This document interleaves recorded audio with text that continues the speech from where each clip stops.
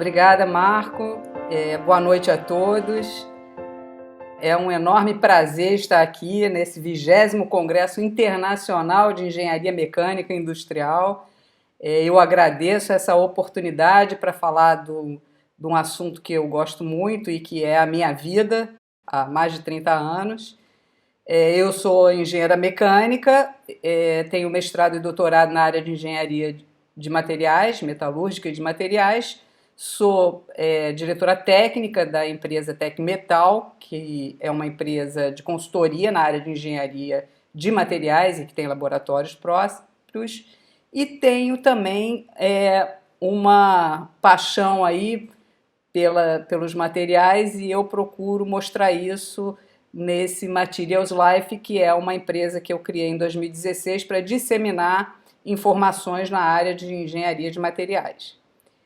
E hoje eu vou conversar um pouquinho sobre mecanismos de falha. Espero que vocês gostem. Vamos lá. Bom, a primeira coisa é que a gente tem que entender que uma falha, ela só acontece se você não é capaz de antecipar um risco, antecipar um problema. E quando uma falha acontece, aí você tem várias metodologias para você tratar o problema, né? Aqueles porquês, as espinhas de peixe, ou falhou mesmo, e daí? E é muito importante a gente entender que nas etapas do tratamento de falha, né, uma das principais coisas é você identificar as causas do problema, tá? Então, você quer identificar, por quê? Porque o objetivo de você tratar uma falha é garantir que ela nunca mais ocorra, pelo menos nas mesmas condições que ocorreu. Então, quando você vai analisar a causa e vai definir o plano de ação, implantar as ações e avaliar a eficácia, a análise metalúrgica de falha, ela é muito importante para te apoiar a identificar a causa raiz do seu problema. E isso por quê? Porque o material, ele revela aquilo que ele sofreu. Então, quando você faz uma análise metalúrgica, você olha os danos que o material sofreu e aqueles danos, eles revelam para você um mecanismo de falha e esse mecanismo de falha pode te dizer, olha, falhou porque teve uma solicitação X que excedeu a capacidade que o material tinha de resistir. Então, a análise metalúrgica de falhas ela é uma ferramenta muito poderosa na gestão de integridade, de tubulações, estruturas, caldeiras, equipamentos, componentes de uma forma geral. Por quê? Porque na hora que você sabe quais foram as solicitações que causaram o problema, aí você pode tomar ações efetivas ou para evitar as solicitações, ou no caso de não dar para evitar as solicitações, então você prepara o seu componente para resistir àquelas solicitações.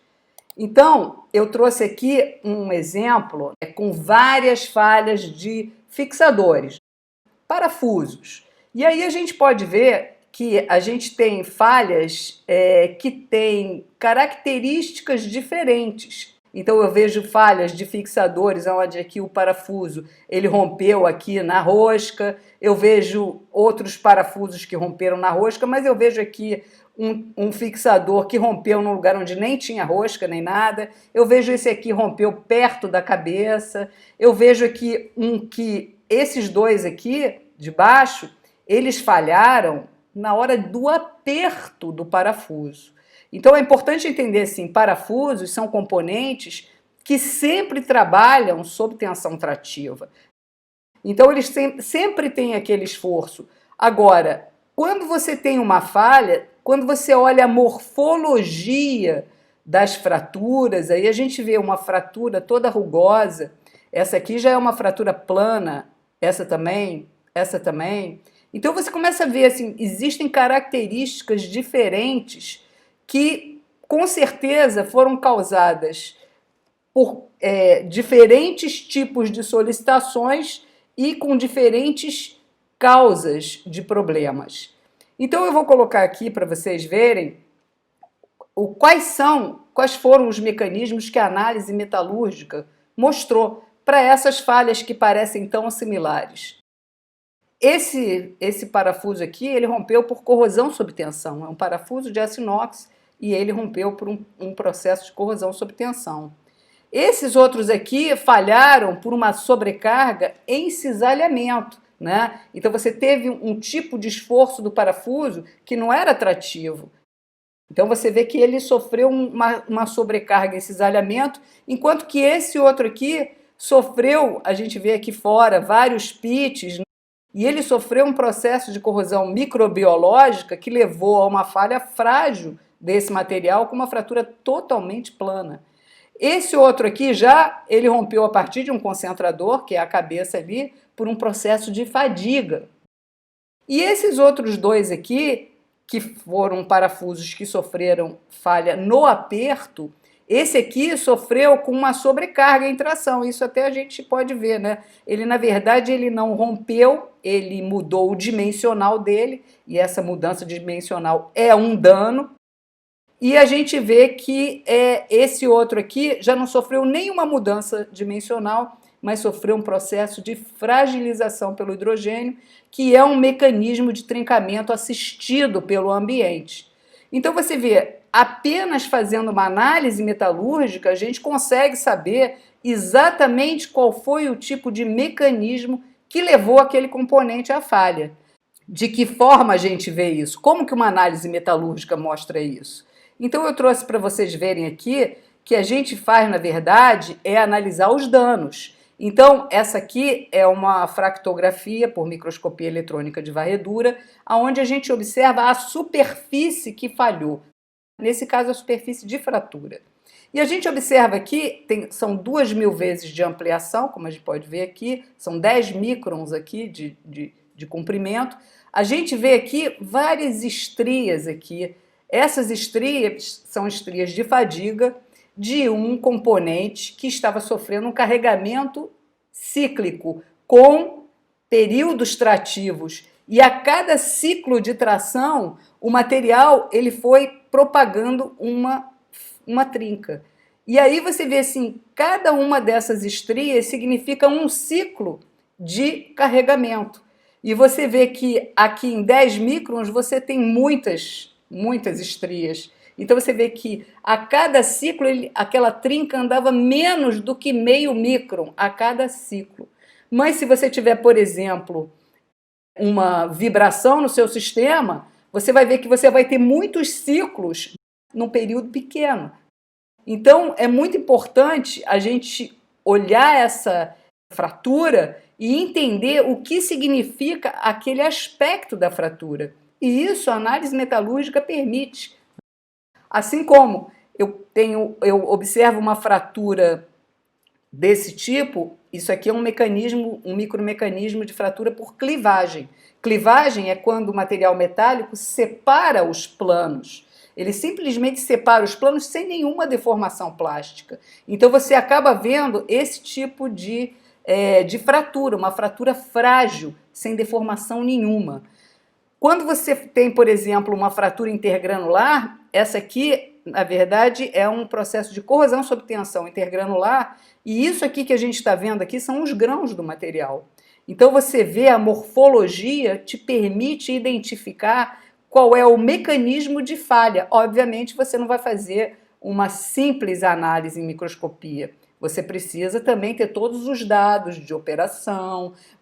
Uma análise metalúrgica ela nunca vem dissociada de informações que o seu cliente vai dar na hora de fazer as análises, né? Só que não adianta o cliente te dizer coisas que não aconteceram, porque o material ele vai revelar o que ele sofreu. Nessa última aqui, que a gente está vendo aqui, esse aqui é uma fratura por microcavidades. São pequenos vazios que quando você sobrecarrega o material, ele forma vazios internos e quanto mais você aumenta a carga, mais esses vazios vão se interconectando. E isso aqui é uma fratura tipicamente dúctil, com uma fratura que ela por dimples ou microcavidades, né? Ela é o coalescimento dessas microcavidades. Então, a gente sabe que os micromecanismos que a gente pode identificar aqui na fratura vão mostrar comportamentos que vão me dar ideia do tipo de solicitação que foi imposta e que o material não resistiu. Da mesma forma, quando eu faço uma análise metalográfica, então essas aqui são metalografias por microscopia óptica. A gente vê que nessas aqui as ampliações são um pouco menores. Em microscopia eletrônica, a gente chega em ampliações maiores. Microscopia óptica, a gente tem ampliações menores. E nesse caso aqui da metalografia, eu não estou vendo uma superfície de fratura. Eu estou dando um corte metalográfico e estou fazendo uma análise da estrutura que existe naquela região. Então eu estou vendo aqui, essa é uma trinca que eu estou vendo no material. Essa trinca é uma trinca que vem pelo contorno do grão. Aqui tem um outro material, essas regiões aqui são os grãos do material. E a gente vê trincas transgranulares que atravessam o grão totalmente ramificadas. Essa aqui são trincas de corrosão sob tensão. Então, essas características vão falando muito para a gente. Por quê? Porque as trincas vão abrir quando existem esforços trativos, mas a morfologia da trinca ela já vai te dar um indicativo do mecanismo de falha que está associado àquele material, àquele componente que falhou. Aqui a gente pode ver que contornos de grão corroídos, abrindo, mostram um processo de corrosão intergranular. Aqui as trincas transgranulares ramificadas mostram um processo de corrosão sob tensão. Nessa outra aqui, a gente vê que a estrutura está toda deformada. Uma estrutura muito deformada mostra uma sobrecarga e mostra um comportamento dútil. O material precisa deformar muito antes dele chegar a abrir uma trinca. Enquanto que nesse outro caso aqui, eu estou vendo que isso aqui, ó, esse aqui é um grão do material, esse aqui é a estrutura perlítica do material, a gente vê que isso aqui é uma trinca, ó. Essa trinca é totalmente reta e ela é exatamente aquela de clivagem que a gente viu antes, que separa os planos. Então, separa os planos, esse aqui é um mecanismo de fratura totalmente frágil. Então, a gente sabe que quando a gente faz uma análise microestrutural e uma análise fractográfica, são análises metalúrgicas que permitem que, através dos danos que existem no material, a gente consiga identificar os mecanismos de falha, tá? E aí a gente pensa, bom, qualquer componente, qualquer estrutura, como um navio, uma máquina, uma tubulação, ela é sempre projetada, fabricada e testada para que opere durante toda a vida útil. E essa vida útil é uma vida útil de projeto, né? E aí, o que a gente tem? Durante a vida útil, o material vai ser solicitado em relação a quê? Os principais tipos de solicitações que a gente impõe estão relacionadas com as temperaturas que a gente vai colocar os materiais, com os ambientes aonde a gente vai colocar o material e com os tipos de esforços que a gente vai impor ao material, né? Esforços que podem ser estáticos, esforços que podem ser dinâmicos e esforços que podem ser cíclicos, né? E cada um desses esforços, dessas temperaturas que podem ser altas ou muito altas, e esses ambientes que podem ser os mais diferentes tipos de ambientes que tenham agentes corrosivos, que possam ter partículas, que possam ter alguma abrasividade, que possam ter algum tipo de ação de fluidos no material, vão exigir que eu tenha diferentes propriedades nos materiais que eu vou selecionar para operar naquela condição. E aí a gente tem o quê? A gente tem basicamente propriedades mecânicas, que são aquelas que a gente conhece um pouco mais, que é a propriedade de resistência mecânica, tensão, limite, escoamento, tensão, limite e resistência, e as propriedades de tenacidade, né? A tenacidade está muito ligada com a capacidade do material de acomodar uma tensão num concentrador de tensões. Se o material ele consegue plastificar um defeito, por exemplo, ele não propaga o defeito e isso significa que o material tenha tenacidade. Mas existem outras propriedades, né, ligadas aí com a temperatura, por exemplo. Se eu vou colocar num material numa temperatura mais alta, ele tem que ter uma certa resistência ao calor, numa caldeira, por exemplo. Aliás, em diferentes regiões da caldeira que eu tenho diferentes temperaturas. A resistência à corrosão do material, muito ligada ao ambiente. A resistência ao desgaste, ligada também ao ambiente, mas em relação a algum tipo de atrito que eu tenha com a superfície do material. E esse atrito pode ser um atrito causado por fluidos, pode ser um atrito envolvendo partículas, que é uma questão mais abrasiva, e pode ser também um atrito metal-metal, né? Quando você tem, por exemplo, uma condição que deveria ser lubrificada e não está lubrificada. Então, o material encosta no outro e ele acaba tendo algum tipo de dano, né? E eu preciso que ele tenha, então, propriedades relacionadas com o tipo de solicitação que eu estou impondo, né? Resistência à fadiga é outra solicitação. E é muito importante que quando você vai utilizar um material e você vai selecionar o material num projeto, você tem que considerar todas essas características juntas. Muitas vezes você precisa ter resistência mecânica, mas precisa ter tenacidade. E algumas propriedades, elas até são meio contraditórias, né? Quando você aumenta muito a resistência, puxa, a tenacidade, você precisa ter um material muito especial para ter alta resistência com alta tenacidade, né? Mas isso quem tem que entender é o projetista.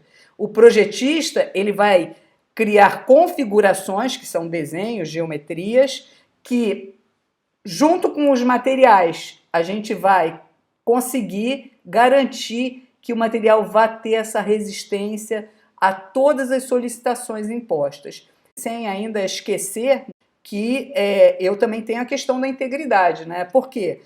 Eu vou fabricar e durante a fabricação eu vou ter várias tecnologias de construção e montagem, eu vou soldar, eu vou curvar, eu vou aparafusar, eu vou revestir, eu vou fazer vários processos que podem alterar as características metalúrgicas que o material precisa ter lá na operação. Então, o projetista também tem que me dizer se eu vou precisar fazer 100% de raio-x ou ultrassom, ou se eu não vou precisar, porque o risco que está envolvido em eu ter um defeito pode ser mais baixo. Se o risco for mais alto, eu vou ter que garantir mais. Então, eu tenho toda a questão do plano de inspeção, que também é um requisito de projeto, né? Então, você precisa que o seu projeto ele tenha uma configuração, que é o desenho, ele defina os materiais que vão estar naquela situação e ele ainda coloca o seu plano de inspeção.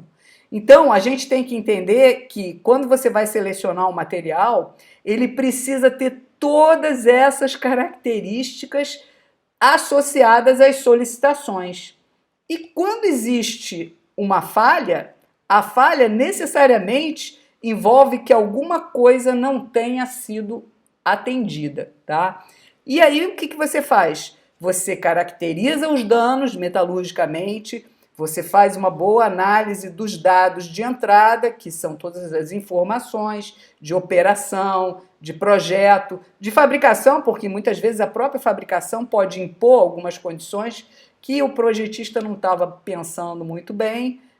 A parte de identificação dos mecanismos de falha, as solicitações, né? Os mecanismos levam às solicitações que levaram à falha, aí você vai ter uma análise de causa raiz e você vai identificar a causa raiz. Só depois disso é que você pode fazer um tratamento para entender qual é o impacto que você vai ter daquela situação que levou à falha no seu componente que continua em operação, por exemplo.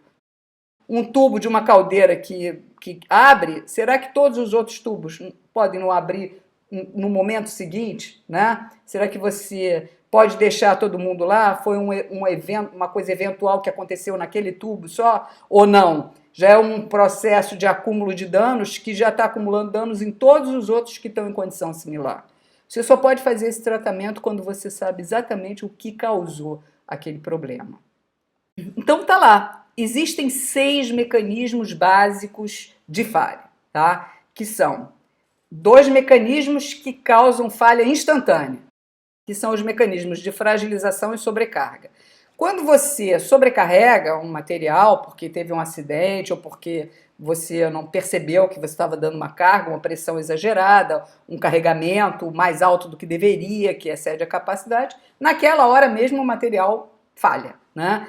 Ou se você tem algum tipo de fragilização, coloca o material numa condição de baixíssima temperatura ou permite que o material sofra algum tipo de fragilização ambiental, aí o material rompe naquele momento. Fragilização e sobrecarga são 2 mecanismos de falha instantânea. E a gente tem 4 mecanismos de falha progressiva, né? São falhas onde existem acúmulos de danos, que são basicamente a corrosão, o desgaste, a fluência ou o efeito de alta temperatura reduzindo a característica do material de resistência mecânica, ou fadiga. Esses já são mecanismos de falha que acontecem ao longo de um tempo, né? Então é uma falha progressiva e justamente para evitar que você tenha falhas que cheguem a ocorrer durante a vida útil é que você faz as inspeções, né? Para ver se você está tendo acúmulo de danos nesse tipo de mecanismo. Só que a gente tem o seguinte, cada mecanismo de falha me diz ou me dá uma ideia do tipo de solicitação que foi imposta naquela aplicação. Então, por exemplo, solicitações mecânicas, elas me dão ideia do tipo de falhas que eu vou ter, tá? Então, eu tenho, por exemplo, sobrecarga, quando eu tenho esforços muito elevados. Eu posso ter uma fragilização do material, porque, por exemplo, é um material dúctil, mas ele sofreu um impacto. Então, se ele sofreu um impacto, o material ele perde a capacidade dele de deformar. Muitas vezes a gente não pensa, mas quando você coloca espessuras muito grandes e cria estados triaxiais de tensões, você também impede o material de deformar. Então, o material também passa a ter um comportamento frágil. Então, a fragilização ela pode acontecer ou por taxas de carregamento muito elevadas, esforços dinâmicos, ou por temperaturas baixas, que não está nas solicitações mecânicas, mas vai estar lá na temperatura, ou por estados de tensão triaxiais muito ligados com a configuração, com o desenho, com a geometria. E eu tenho também a fadiga, quando eu tenho esforços cíclicos, carregamentos cíclicos. Já quando eu tenho meio, a gente tem aquelas coisas óbvias que seriam a corrosão, quando eu estou num ambiente corrosivo, e o desgaste, quando eu tenho o atrito do material com alguma coisa que está no ambiente, seja outro material, sejam partículas ou fluidos, né? Por exemplo, que são os desgastes metal-metal, abrasivo e erosivo. Mas eu também tenho o ambiente favorecendo trincamento assistido pelo ambiente, que são basicamente corrosão, fadiga e fragilização pelo hidrogênio e corrosão sob tensão, que são trincas assistidas pelo ambiente. E eu tenho já, no caso de temperatura, temperaturas muito altas fazem com que os materiais percam um pouco a resistência mecânica, então eu posso ter temperaturas altas levando a sobrecarga e também posso trabalhar com, posso ter danos acumulados por fluência no material, tá? E eu tenho também variações de temperatura que podem causar fadiga térmica. Então, eu posso ter temperaturas variando que me deem mecanismos de fadiga. Assim como temperatura muito baixa, como eu tinha falado antes, você pode ter algum tipo de fragilização. Então, quando a gente tem os danos, aí os danos dão ideia dos mecanismos. Os mecanismos te dão indicativos das solicitações que você impôs ao material que levou ele à falha. Agora você tem que fazer uma análise crítica, né? Porque sempre que ocorre uma falha é porque alguma coisa deu ruim, né? Algo aconteceu errado. tá? Então, você vai olhar, o seu projeto foi bem feito, a sua fabricação não introduziu problemas, você testou corretamente, você montou corretamente, e na hora que você estava operando dentro do que o projetista pensou que era para operar, ou seja, das premissas que foram adotadas pelo projetista, e aí você vai ver que quando tem uma falha, ou porque o projeto não considerou alguma condição que ele deveria ter considerado, que pode significar você ter selecionado mal um material, ou você ter feito uma especificação que não está muito boa, e eu trouxe aqui uns exemplos para a gente ver, né? Então, por exemplo, essa aqui é uma mola que opera dentro de um conector, e esse conector trabalha offshore. E o que acontece é que uma mola ela tem que ter um alto limite elástico. E uma mola ela está sujeita a um carregamento cíclico, né? Então, e carregamentos cíclicos podem levar à fadiga. E fadiga é extremamente influenciada por concentradores de tensão e por tensionamento residual interno no material, que abreviam a vida em fadiga do material. Então, você tem um dano aqui, que foi a fratura, mas a fratura ela foi causada porque na superfície da mola existiam vários pontos de corrosão, pits, alguns até bem profundos, que levaram a uma falha por fadiga no material. Então, a mola rompeu por fadiga porque existia corrosão lá no conector. E aí você vê, o dano foi uma fratura, o mecanismo foi essa fadiga iniciada no ponto de corrosão. Que tipo de solicitações? Foram solicitações cíclicas, carregamentos cíclicos e meio corrosivo. E aí você vai ver quais são as características que eram não conformes. Poxa, uma mola, se ela vai trabalhar num ambiente corrosivo, ela tem que ter um revestimento. Essa mola não poderia estar exposta ao ambiente porque um processo corrosivo causaria no material um dano que seria incompatível com a operação da mola. Então, ou você, o projetista, não considerou que esse meio seria um meio corrosivo, ou você operou e não preservou corretamente a sua mola. Talvez ali devesse trabalhar com fluido hidráulico, alguma coisa, e ele acabou sendo exposto ao meio. Então é muito importante a gente entender de fato, né, qual foi a causa, né? E isso aí você precisaria não somente fazer análise metalúrgica, porque a análise metalúrgica ela apoia, mas você precisa ter toda uma avaliação que é multidisciplinar para você entender exatamente qual foi a causa raiz, tá? Tem um outro caso aqui que eu achei interessante trazer também, que são esses tubos de sistema de ar-condicionado. Eles vazaram por um problema de corrosão na costura. E esses tubos, eles estavam localizados numa região, num prédio, né, exatamente no andar onde o ar-condicionado daquele andar estava parado. Ele estava parado porque aquele andar não estava em operação, ninguém estava naquele andar. Então, o que acontece? Todo o seu sistema que estava circulando água, naqueles tubos ali a água estava parada.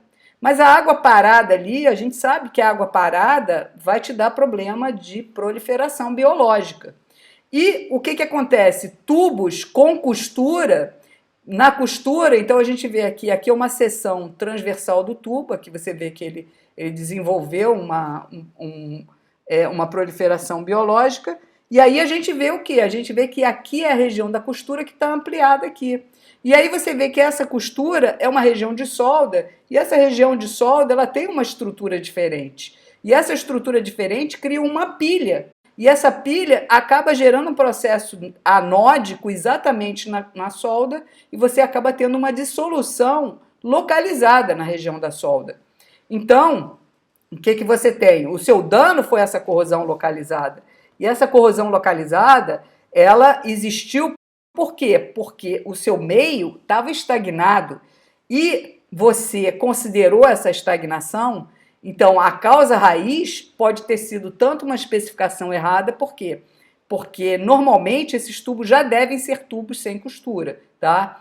Mas mais do que isso, você no seu projeto poderia ter especificado regiões com drenos. Por quê? Porque muito melhor do que colocar tubos sem costura, galvanizados. A galvanização também não impede, mas enquanto tiver o zinco, ó, galvanizado por dentro, tá?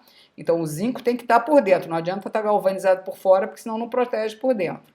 Aí você acaba tendo, assim, enquanto tiver o zinco, você não vai ter proliferação biológica ali, porque a proteção catódica, ela impede que os micro-organismos se desenvolvam. Ou você poderia ter colocado um biocida também, mas biocida também tem suas limitações, porque eles têm uma efetividade e um tempo, uma vida que não é muito longa. Então, na verdade, se você fizesse regiões para deixar o seu tubo seco, aí você não teria tido esse problema, tá? Então, a gente vê o seguinte, o projeto pode não ter considerado algumas condições que ele deveria ter considerado no caso da mola e no caso do tubo que trabalhou em água estagnada. Mas você também pode ter problemas na fabricação. A fabricação pode não ter sido cuidadosa o suficiente. Então a gente vê aqui, por exemplo, esse aqui é o hélice propulsor de um navio. E ele rompeu exatamente na base aqui do hélice por um processo de fadiga. Então a gente vê que o mecanismo, né, quer dizer, o dano é a ruptura, mas o mecanismo é a fadiga.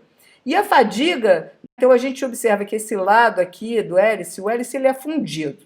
E aqui, nesse lado de cá, foi feita uma preparação metalográfica. A gente vê que do lado de cá a gente tem um outro tipo de acabamento. Esse acabamento ele foi lixado, polido e atacado para você revelar a estrutura do material. E quando você pega a região bem de início da falha aqui, que está aqui, você vê que essas marcas de praia que caracterizam o mecanismo de fadiga, elas estão associadas a uma região de reparo de solda. Então, como eu disse, fadiga é muito influenciada pelos concentradores de tensão geométricos e por tensões residuais. Nesse caso aqui, toda solda ela cria um estado de tensionamento no material. E esse reparo aqui, que ele não tinha um concentrador geométrico, por quê? Porque lixaram depois, esmerilharam e lixaram. Esse aqui provavelmente foi um reparo cosmético, porque deveria ter um vaziozinho de fundição e resolveram então reparar por solda, mas colocaram solda no lugar que não poderia ter sido colocado. Então, aqui mostra claramente que a causa raiz foi um reparo inadequado. Então, a gente tem que a falha pode ter acontecido por projeto, pode ser porque a fabricação não foi cuidadosa, a gente pode ter problemas de montagem. Então, eu coloquei lá atrás esse parafuso que ele falhou durante o aperto dele. E ele falhou no aperto por quê? Porque quando você aperta um parafuso, esse torque que você aplica é para deixar o parafuso com um determinado nível de tensão. E esse determinado nível de tensão está relacionado com a tensão limite de escoamento do material. Então, obviamente, para cada tipo de parafuso que tem uma propriedade diferente, eu tenho que dar uma pré-carga diferente, né? Então, isso já é uma coisa que mostra, por exemplo, os torques que são utilizados para diferentes tipos de parafusos e aqui para diferentes dimensionais. Mas mais do que isso, quando você faz um torque, na verdade você está aplicando, né? Ali você tá torqueando, mas esse torque ele depende do coeficiente de atrito que você tem ali nas suas roscas. E se você coloca um óleo, né? Você diminui o atrito. Se você coloca um cádmio, né, por exemplo, que foi esse parafuso, ele era cadmiado, você diminui o atrito. Então, o torque que seria para um parafuso nu não serve para um parafuso cadmiado. Então, o torque que era normal para um parafuso sem revestimento, ele causa uma sobrecarga e a gente vê, então, que ele falhou porque ele sofreu uma tração excessiva porque você deu um torque não considerando que o parafuso ele era revestido. Aqui você vê o torque para um parafuso seco e para um parafuso lubrificado. Na verdade, ali se tivesse o óleo. Então, você vê que a causa raiz foi, nesse caso, uma falta de um procedimento de montagem, né? E eu posso dizer para vocês, falhas de parafusos são muito comuns. Então, e muitas estão ligadas com apertos inadequados durante a montagem. A gente também pode ter condições de serviço que alteraram as premissas consideradas pelos projetistas. Por exemplo, se você tem uma mangueira flexível e você tem algumas válvulas que servem para você descarregar óleo, tudo bem, óleo não é corrosivo. Agora, se você tem uma válvula ali pelo meio do caminho e resolve testar a válvula com água do mar, a água do mar é extremamente corrosiva. Então, você acaba tendo características que são de serviço, aonde quem está usando e quem está operando não está considerando as premissas que o projetista pensou lá atrás.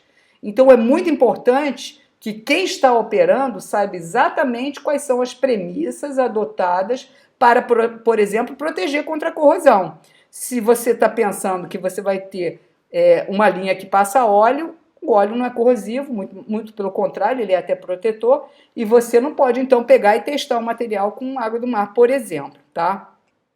Além disso, você tem uma coisa que é muito comum, quando você faz algumas paradas, né, para manutenção e não preserva corretamente os seus materiais. Então, por exemplo, válvulas, tem regiões dentro de válvulas que vedam. E se você deixar válvulas com fluidos estagnados dentro, seja o próprio fluido de operação, um fluido de teste, o que acontece é que você começa a ter o desenvolvimento biológico, a proliferação biológica, e a proliferação biológica, olha, essa é uma válvula esfera, e essa é uma esferinha, você vê que aqui são 2 milímetros, então é uma esferinha bem pequenininha. E você vê que em pouco tempo, alguns meses, foi suficiente para a válvula estar totalmente corroída e passar da passagem direto. Por quê? Porque ela sofreu um processo de corrosão biológica por uma falta de preservação no momento que estava parado após um teste. Então também é muito importante entender que a gente tem que preservar os materiais bem também, porque tem algumas condições que o projetista nem considera. Senão ele diria, olha, vamos inertizar todas as linhas, vamos fazer isso tudo para preservar. Mas ele nem considera porque isso já seria uma coisa que o usuário ele tem que observar. Então, além do problema da falha, né? Então, a falha você tem que identificar qual é a causa, você também tem que se preocupar nas intervenções pós-falha. Porque muitas vezes, quando você vê falhas ou vê problemas que estão acontecendo e você começa a fazer um tipo de reparo, e se esses reparos envolvem solda, muito cuidado, porque as soldas, elas realmente podem, às vezes, destruir completamente um equipamento que você estava querendo dar um pequeno reparo para poder utilizar. Então eu trouxe aqui para vocês verem, esse equipamento precisou de um reforço, porque estava tendo algumas distorções, e aí o pessoal aplicou um reforço. Quando você solda, você restringe e cria tensão trativa. Então, se você precisa que haja movimentação, você não pode restringir, porque você precisa ter algum tipo de liberdade no seu movimento, porque senão é isso que acontece, né? Prendeu aqui, trinca aqui, né? Como a gente pode ver aqui, trincas de fadiga a partir da margem de soldas. E isso aqui é muito comum. Eu trouxe esse caso aqui, porque esse caso aqui ele é bem interessante, porque o pessoal tinha uma carreta de transporte, nesse caso aqui é uma carreta de alumínio, transporte de ácido, e para facilitar aqui a observação do camarada, entre encher, vir aqui na frente e olhar as válvulas e tal, e encher, resolveram colocar uma passarela. E pegaram a passarela, mas a passarela não tem muito esforço, é só colocar aqui uma mão francesa e botar um filetinho de solda. E foi isso que eles fizeram, para colocar essa passarela aqui. Eles soldaram, só que uma carreta ela precisa ter um movimento, né? Ela precisa ter alguma liberdade.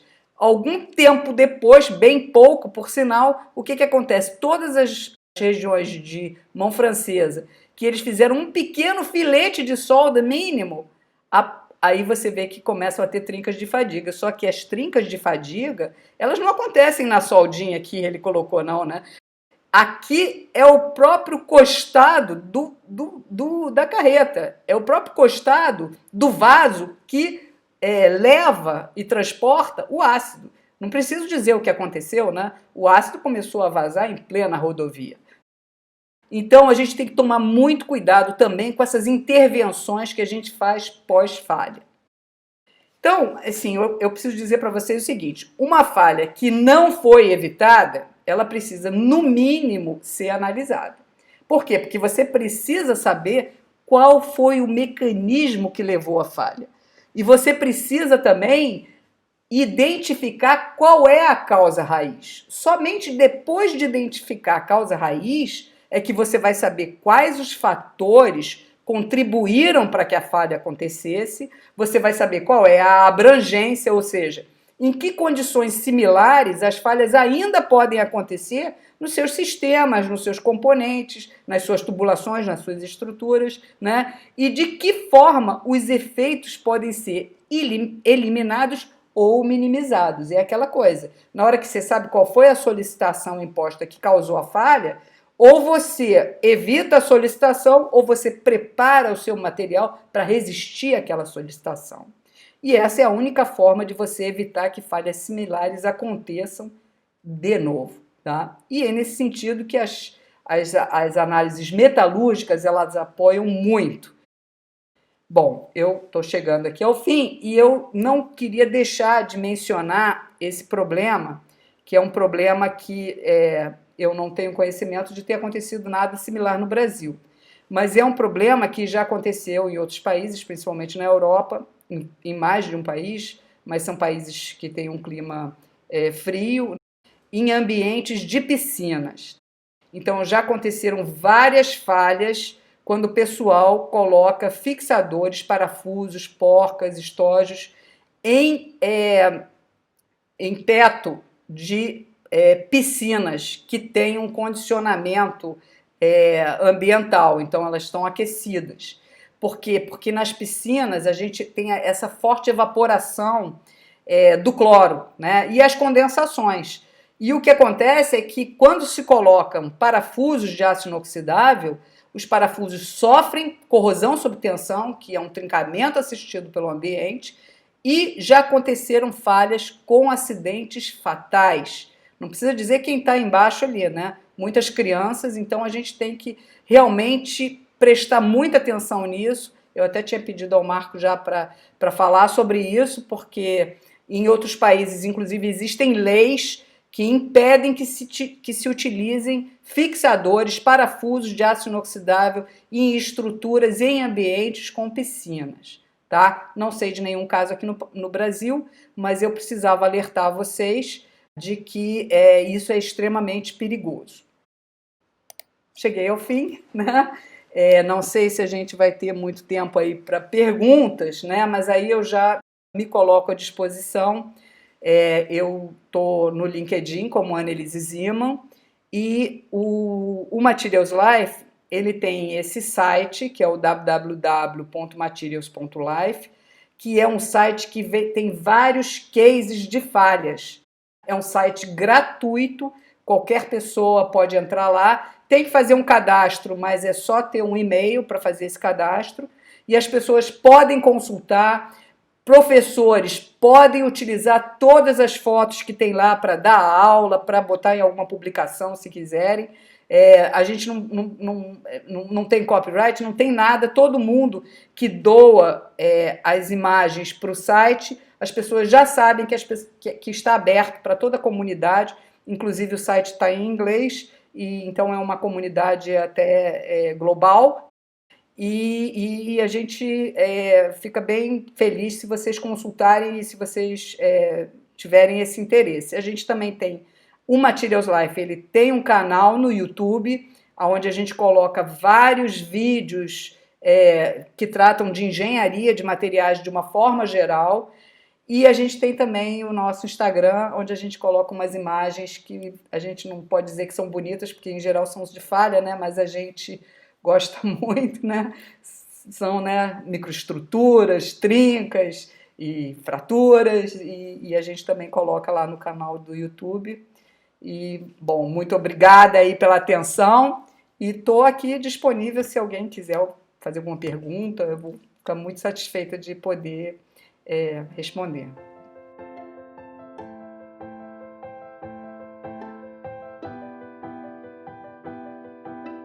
Adorei, né? Adorei. Adorei porque a proteção contra o ambiente dada pelo aço inoxidável, ela é dada por uma camada de óxido fina, bem aderente, e que, a princípio, para o material resistir ao meio, tem que ser um óxido que não dissolva no meio. Ele não pode dissolver no meio e ele não pode ser permeável. Os aços inoxidáveis, quando eles saem da fábrica, eles já têm um tratamento chamado de passivação. A passivação é a formação desse óxido. Agora, durante o momento que você está soldando, conformando, curvando, você acaba destruindo esse óxido.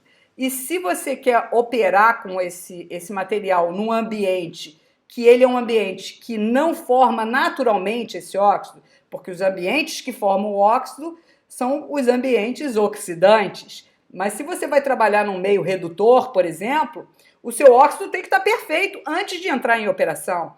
Então você tem tratamentos de passivação, que você faz decapagens para remover todo o óxido que existia. Por exemplo, um óxido cinza, laranja, azul, não são óxidos protetores. O óxido protetor do aço inoxidável é o óxido transparente, né? É o óxido fino, que não aparece, porque essas cores têm a ver com a espessura do óxido, né? Então você tem a ação da luz, faz com que você tenha diferentes cores para diferentes espessuras. O aço inoxidável que é resistente é aquele que não tem nenhuma cor, tá? Ficou cinza, tem que remover. Você pode remover com uma escovinha e deixar num ambiente oxidante que ele vai passivar. Agora, se você está perto do mar e você solda e não decapa e passiva, porque a passivação é um tratamento que você faz ali na hora e em alguns minutos a passivação já está pronta. Mas se você deixar para ele passivar naturalmente, num ambiente offshore, por exemplo, ele pode não passivar. E aí o material não vai estar protegendo contra a corrosão.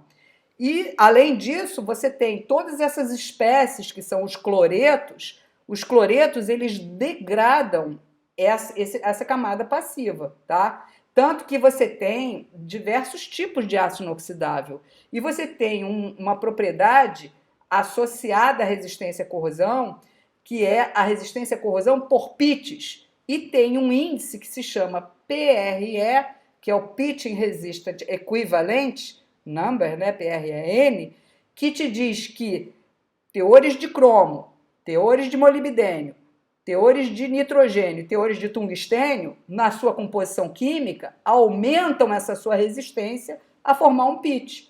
Então, você pode ter aços inoxidáveis que tem 12 de cromo. Você tem ácidos inoxidáveis, são os martensíticos. Você tem ácidos inoxidáveis que têm 18 de cromo, são os austeníticos. Você pode ter 22 de cromo, são os duplex. 25 de cromo, superduplex. 27 de cromo, hiperduplex. Então você tem vários tipos de ácidos inoxidáveis que têm diferentes resistências à destruição desse filme passivo. Então tem duas coisas. Uma é, se o seu ambiente ele é um ambiente pouco corrosivo, qualquer ácido inoxidável vai resistir, desde que você passive. Se ele é muito corrosivo, talvez você precise de um ácido inoxidável superduplex. E talvez até nem um superduplex resista, talvez você precise de uma liga de níquel, por exemplo. Então é isso, né? Existem ácidos inoxidáveis e ácidos inoxidáveis. E existem tratamentos para você assegurar que o seu material tenha a necessária passivação.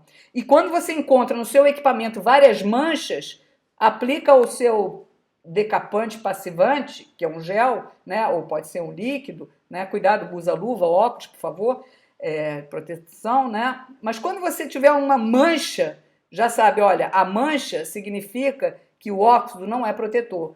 Pega, limpa e passiva, que ele vai ficar que nem novo.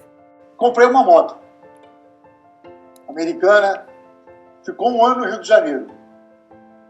Trouxe para Campo Grande. Toda niquelada, maravilhosa, linda, vários pontos de corrosão. Opa, boa pergunta também. Primeiro, niquelada você já falou um problema, né? Porque o níquel, ele é um revestimento que ele protege por barreira, tá? Porque eu posso ter, por exemplo, um material zincado, né? Um zinco eletrolítico, e eu posso ter um níquel químico, por exemplo. O níquel é mais nobre do que o aço. O zinco é menos nobre do que o aço. Então, o que acontece? Se no níquel você teve uma pancada, você teve qualquer fissura, variação de temperatura que criou uma trinquinha ali na camada niquelada, quando romper o níquel vai corroer, porque o níquel ele protege por uma barreira física. Se a barreira física romper, acabou a sua proteção. Então, o níquel não protege, não dá proteção catódica, como é o caso do zinco, tá? Um galvanizado, você só corrói o material de baixo na hora que você perder todo o zinco em cima. Já o níquel, o cromo, que são mais nobres do que o aço, eles rompeu, pode contar que está com a tua proteção ruim, tá? Coisas, né? Eles queriam entender uma coisa, daquela carreta que você falou. Ocorreu algo aqui similar em Campo Grande. Soldaram uma escada num tanque desses. Aí a pessoa foi subir, quebrou um lado, ficou de pendurada. Aí estão falando que foi gambiarra, que foi isso, que não foi aquilo. Aí eu falei, pô, tem que ver agora, né? E você matou agora o problema, né? Se foi feito depois disso, se não foi feito na fábrica, foi algo que...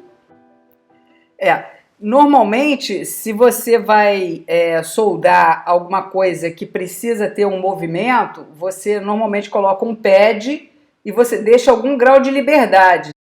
Então você não solda direto, porque quando você prende, você tem que ter movimento, porque os materiais, eles não...